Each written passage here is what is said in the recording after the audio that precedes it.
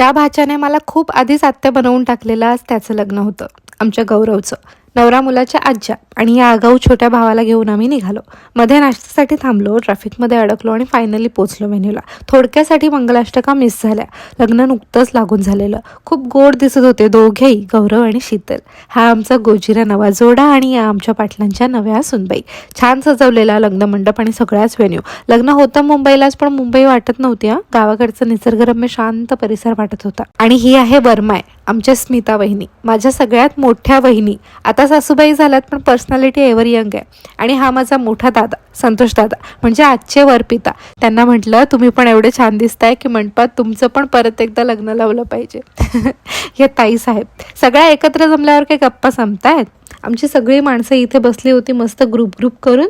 मग आम्ही गेलो नवरा नवरीला शुभेच्छा द्यायला.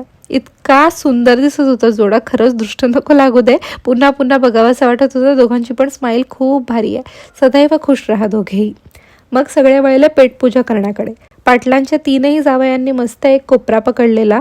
मी काही स्टार्टर्स आणि पाणीपुरी खाल्ली. अरुला सांभाळण्याचं काम श्रेयान दादू आणि अनुदिदीने केलं, त्यामुळे मी जरा सुखाने डेझर्ट्स एन्जॉय केले. ओके, पुढची गंमत पुढच्या मिनी ब्लॉगमध्ये.